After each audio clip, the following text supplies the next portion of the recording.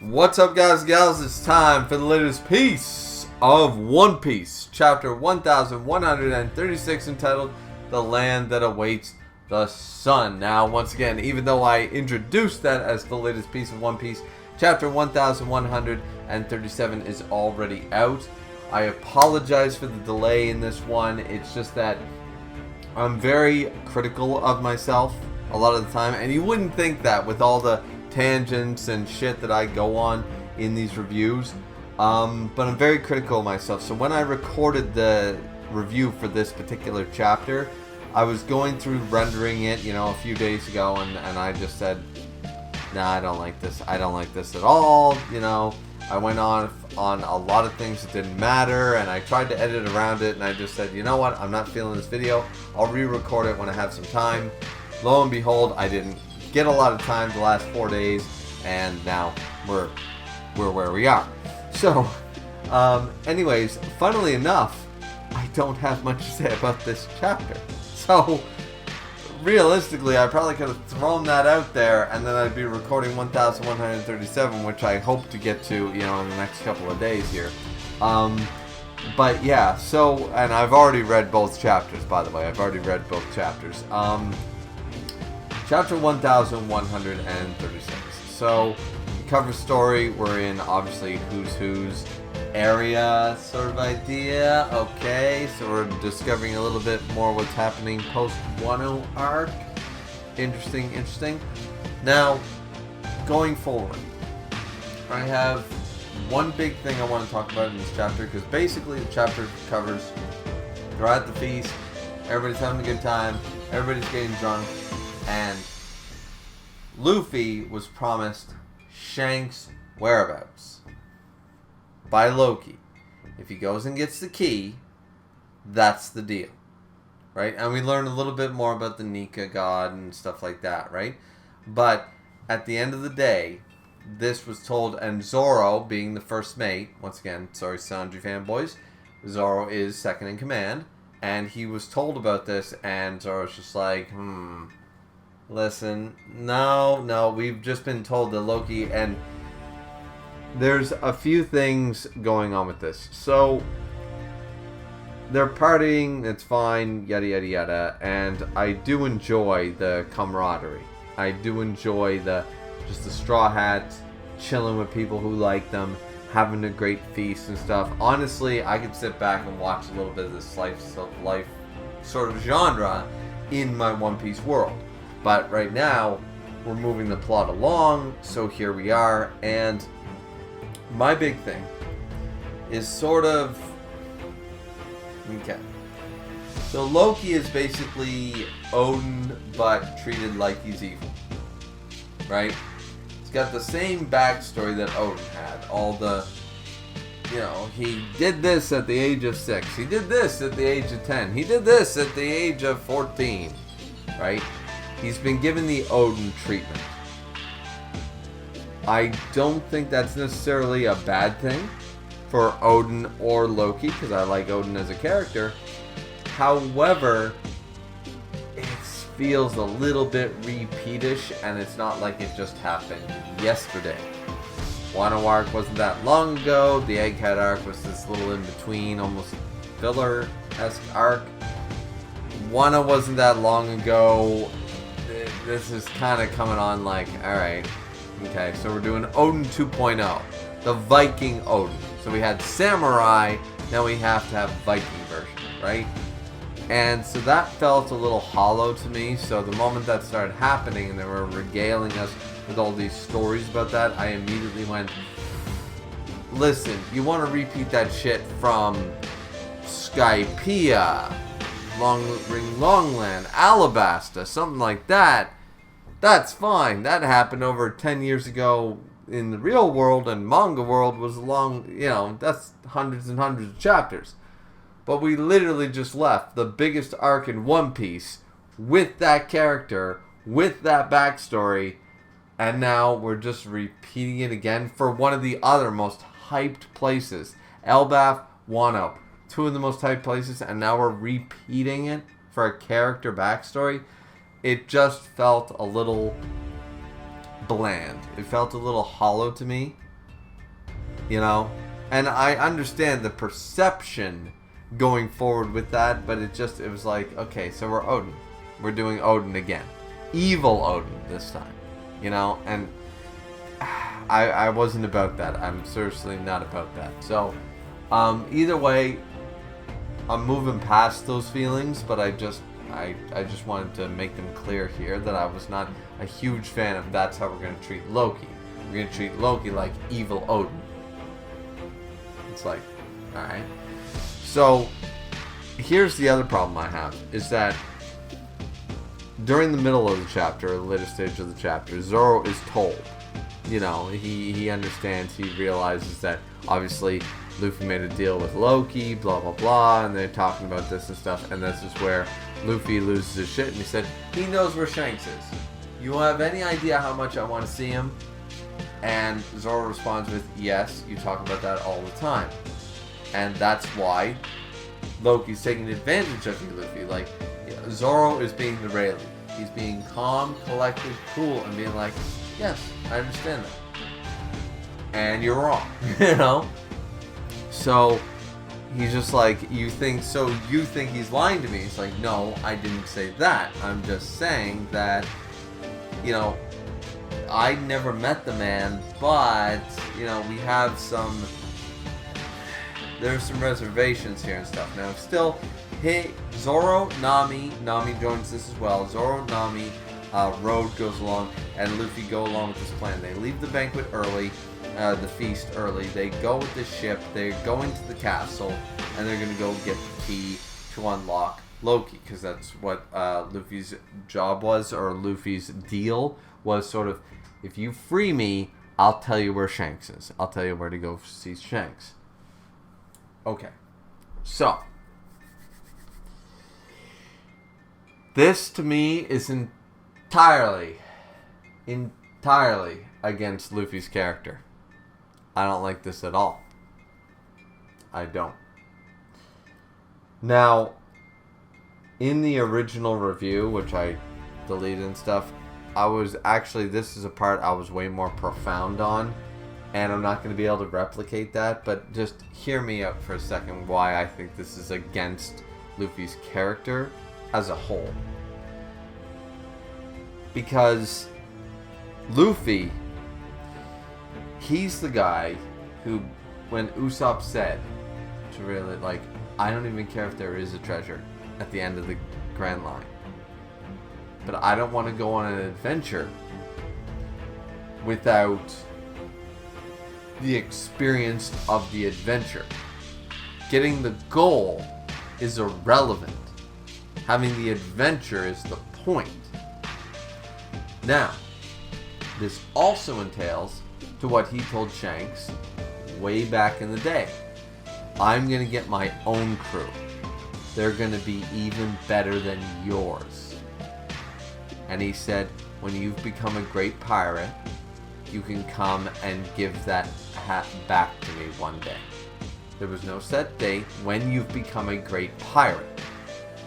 Now, I would argue, in Luffy's more simplistic mind, that being a pirate better than Shanks, by his own admission, I'm going to be a better pirate than you. I'm going to have a crew that's bigger and better than yours. I would argue that being an emperor is an equal. He's got to be the pirate king before he sees Shanks. I've been under this impression as Luffy as a character this whole time. You could argue this point that no, now that he's on the level of the Emperor, he's not the 5th Emperor or anything. No, he's Emperor level. He is able to go see Shanks if he wants. Okay. Alright. Third point to dispute that. What about when Ace left? When Ace left, and when Ace joined up and stuff, and once again, anime, manga, there are differences. Obviously, there's a lot of filler and stuff, but the idea that, no, I'm not going to go to sea with my brother because I'm going to do things my way, on my own. I'm not joining up with anybody else. I'm going to do things the way that I want to. Right? And as I said, I had a way more profound argument in the old recording. Sorry if it's not coming across as well. But all these points add up to the fact that Luffy, of all people, should not be in a rush to see Shanks. Between Marineford, Film Red, all these things. Like, Luffy in Film Red literally was like, Shanks is here. And stuff. And he wasn't like, I gotta get to go see Shanks. Luffy's mindset of going to see Shanks here undermines a lot of his characterization, in my opinion, and also it's like he was just told.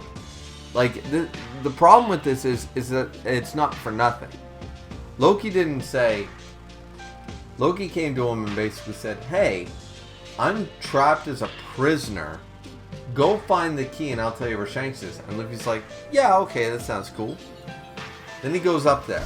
His friends, his literal crew, and all the giants who he has befriended before he met Loki, Hiruden, etc., have all said Loki is an evil piece of shit. You know, and Luffy's just like, yeah, but Shanks' location matters more. When have we ever got the indication, like Zoro's line here might be nice, saying you talk about it all the time, but Luffy has never once mentioned this.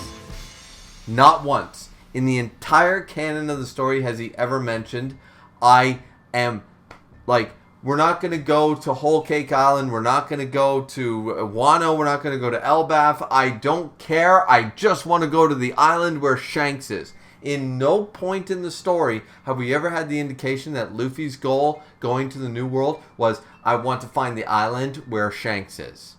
That has not been his main goal. That isn't even his secondary goal, or his third goal, or his fourth goal. Yes, he eventually wants to see Shanks again. And as Shanks has pointed out, like, I want to see Luffy again, but now is not the time. Right? That would be breaking the promise, sort of idea. We saw that in Marineford. Luffy might be able and willing to meet Shanks right now, but the fact that it's overriding his decision making, and he's putting this entire island in the New World. It's like Fishman Island all over again. He is literally here. Like, we always like to say, like, Luffy's not a dumbass. Yeah, right here, he's being the stupidest fucking character. If he is being welcomed open arms by this beautiful country with these beautiful people, some of the strongest in the New World, the giant tribe, yada yada yada, and he's being toasted, and he's like, yeah, the one thing you guys absolutely despise, I'm gonna go free for a goal that I really, realistically, I will eventually get one way or another. Like, Luffy, your goal is to go be the Pirate King and have your own adventure. You told that to Rayleigh. Your goal wasn't to find out. Your goal wasn't to rush to Shanks as quickly as possible. Because by the logic that he's like, oh, he knows where Shanks is, I gotta go see him. The rushing of that argues the point. It completely contradicts the point of where's the One Piece and what is it. He argued against that, but now he's rushing the other. So he rushes one dream, but the other dream has to go in his way. Like, it just, this makes zero sense to me from Luffy as a character perspective. I don't see it, and I really hate this. And the fact that Zoro and Nami are sort of going along with it, knowing that they are about to, see, all this is going to do is turn Elbaf into their enemies. You know, they are literally doing this. And all this is going to do is like, oh, you willingly went and you, after we told you, like, he can't even plead ignorance at this point. There's not going to be no misunderstanding. There's not going to be a whole, oh, I didn't know, blah, blah, blah. It's like, Loki the trickster. No, Hiruden literally looked him in the face and told him, Loki is evil. We trapped him for this reason. Shanks was involved, yada, yada, yada. Do not, don't even think about this, man. When it's found out that Loki went to the castle to take the key to release Loki, and likely is going to, he's going to turn Elbaf against him in the same way Big Mom did. Big Mom did a little worse, but still. And it's all due to the selfishness of Luffy, that for some reason Zoro and Nami are not stopping, which is sort of out of character as well. Zoro should be like, we literally just heard that Loki's the worst piece of shit. I would rather trust part of our grand fleet and our friends over the word of the supposed evil man chained to a tree, Luffy. I don't give a fuck where Red Hair is. If we really want to find him, we'll go get him. If that's your goal, like, seriously, like, at this point, I'm actually disappointed in Zoro as well. Zoro should be like, you want to go find Shanks? Fine. Let's set up a flare and say, Red Hair, come to us. You really want to go find him? You've never done that for the entirety of 1,400 chapters. You have never once said, I want to go to the island where Shanks is. You've always just been like, that island looks fun, let's go. Now all of a sudden, you have this, I will release the calamity and the apocalypse and open Pandora's box on our friends because Shanks was mentioned. Like, seriously, Luffy all of a sudden became like Shanks fanboy 101 in the One Piece community. The God King needs to be seen in the story, you know? Like, it's so out of character for not only Nami and Zoro, but especially for Luffy. And it's ridiculous. And then Road apparently becomes some fucking servant, like Zeus servant level of Nami and stuff like that. The Gods Knights do show up to talk to Loki and stuff like that. So they did go to the castle, yada, yada, yada. And they're trying to say, like, hey, why don't you join with us? You know what I mean? Like, why don't you become part with us and stuff like that? And it's just like, yeah, well, no. Loki's like, no. I'm not doing it. And then they try to torture his dogs. And he's like, I'm going to kill you if I ever get out of here. I'm going to... Like, Loki, I sort of feel for, because Loki has these tame beasts, and they're torturing them, and he's chained to a tree. And he's just like, I'll feed on this rage and use it to bring you and this world to ruin. And I'm just like, yeah, let's go. So, Loki, a very interesting character and stuff like that. But at the end of the day, as I said, I really did just not like Luffy's whole motivation to do the one thing that he should not do in Elbaf. And he's doing it for a reason that makes very little sense. Like, it's priority number 99 on Luffy's list. Like, Luffy has never indicated that, like, I must go see Shanks. Like, I've waited so long, it's too long. You know, what is he, Maid Marian and Shanks is Robin Hood? You know what I mean? Like, all of a sudden, he needs to go see his Prince Charming? Like, when did this become a thing? Like, yes, the idea of, oh, I can see Shanks, that'd be really cool. But it should not drive his motivation to the point of making such idiotic decisions. And once again, this is the argument that Luffy is really not that smart. He does not think things through, and he's not empathetic at all. He's got no empathy within him. And this is really sealing that case, because he's about to endanger not only the entire world, but his entire... And it's not like to save his... Like, Shanks' life is not in danger. This is a selfish desire to just see his childhood hero. You know? Like, if we were to put this in the confines of, like, My Hero Academia, and Deku was about to endanger the entire world just so he could see All Might, we would be shitting on Deku, which the community already does, but we'd be shitting on Deku up, down, left, right, center, the whole bit, right? We'd be doing this to any character. So Luffy does not get a pass for being this fucking much of an asshole. He's being a selfish dick. And I'm just not here for it. So actually, this chapter really annoyed me in a lot of ways. Yeah.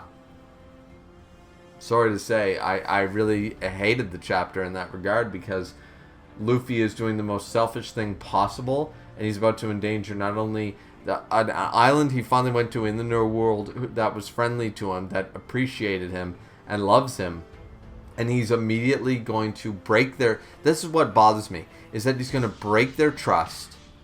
He's going to be dishonest, break their trust, break their love and their feelings for him, for his own selfish gain, in the most idiotic way possible. And it doesn't feel like Luffy. Luffy should know better. Like, at this point, St. Charlos could be chained to that tree and he would let him go. You know what I mean?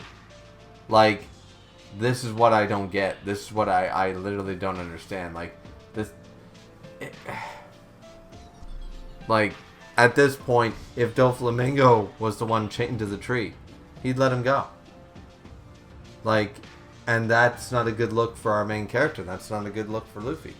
And I have no indication that he wouldn't let any of the Gorosei go, any of the Celestial Dragons go, Arlong, anybody.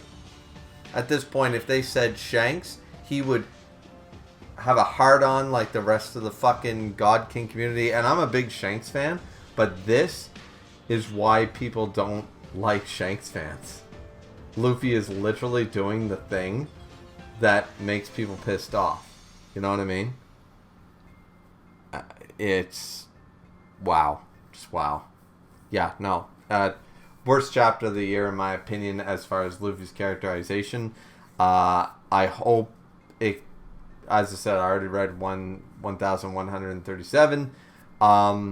It's better, I suppose, but they're still going along with this, and Zoro and Nami are no better for indulging Luffy in doing this. Like, Zoro's whole job, which his job has been concrete and been solid this entire time, has been, Luffy, you're going too fucking far.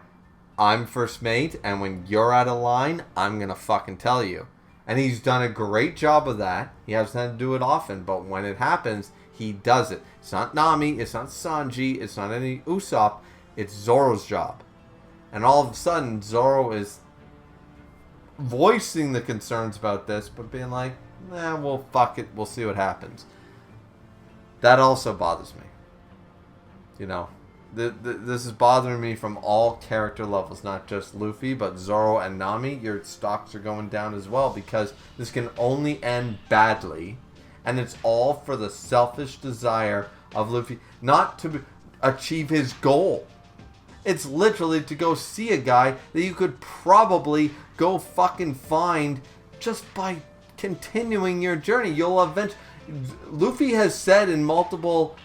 and so has Shanks, has said, oh, we'll eventually cross paths. Like, eventually, if I get strong enough, eventually I'll go see Shanks. It's an inevitability. So you're rushing it, and you're going to condemn the world, plus this entire island of people who like you. Like, it's rubbing me so much the wrong way. Yeah. Anyways, enough of that rant.